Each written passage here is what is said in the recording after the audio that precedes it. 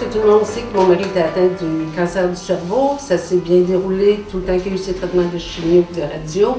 Sauf que rendu à la fin, il était de plus en plus... il n'y avait plus de capacité, il n'était plus capable de se lever tout seul, il n'y avait plus d'équilibre, il n'y avait plus de mémoire, il n'y avait plus...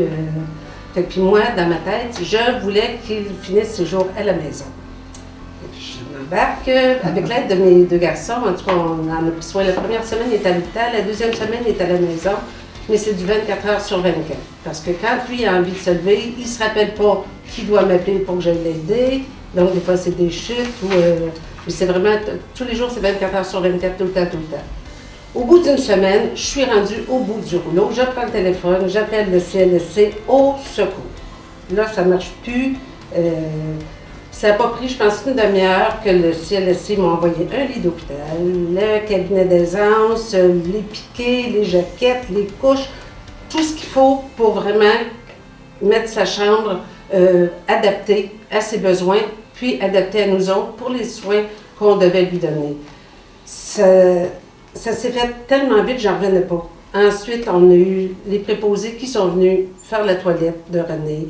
Les préposés qui sont venus, l'infirmière qui est venue préparer les seringues pour parce qu'il était rendu à la morphine puis au calmant, qu'il fallait lui donner régulièrement aux 6 heures. On était entourés continuellement par le personnel, puis avec tout l'équipement qu'ils ont mis à notre disposition. S'il manquait quelque chose, c'était pas long, ça l'arrivait à la maison. Ils s'occupaient de tout. Fait que ça nous a énormément facilité la tâche, puis avec ça, on a pu garder René à la maison jusqu'à la fin. Pour nous autres, c'était d'un énorme support, sans ça, on n'aurait pas pu le garder. C'est sûr que j'ai rien contre les maisons d'hébergement qui prennent soin des personnes en fin de vie, mais moi, mon rêve, c'était vraiment qu'ils restent à la maison. Ça fait qu'avec le soutien de mes 2 fils, du CLSC, on a pu réaliser ça, puis René est parti de la maison.